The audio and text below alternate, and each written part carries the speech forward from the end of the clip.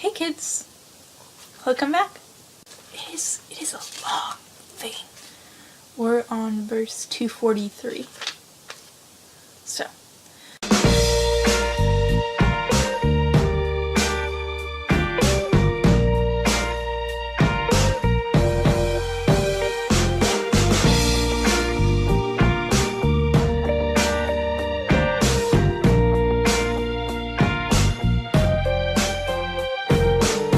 have you not seen those who fled their homes in their thousands for fear of death, whereupon God said to them, "Die," and later brought them back to life?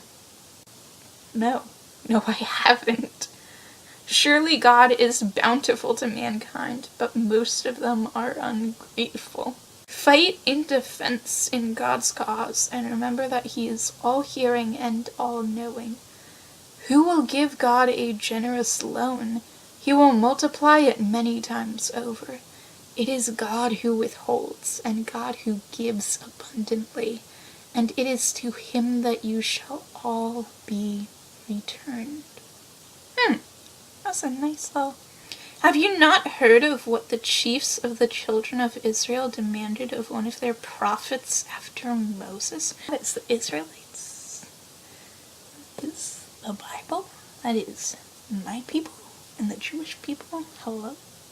What do you have to say about us? They said, "Appoint for us a king, and we will fight for the cause of God." Are you talking about Saul?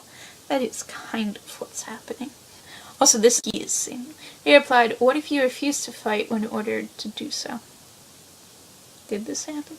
"Why should we not fight for the cause of God," they replied, "when we have been driven forth from our homes and our children?" But when at last they were commanded to fight, they all refused except a few of them.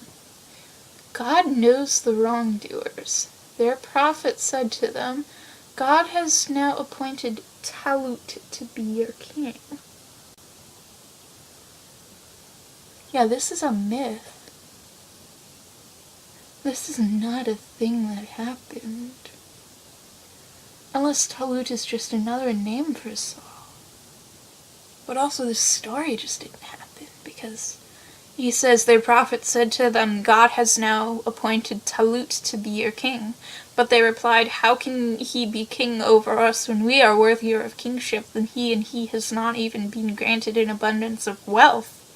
And that exchange never happened, because people adored Saul instantly. He said, "God has chosen him over you, and has given him great knowledge and physique. God grants kingship to whomever he pleases. God is magnanimous and all-knowing." I don't think the word magnanimous is ever used in the Bible. Their prophet also said to them, "The sign of his kingship is that the ark of the covenant shall come to you.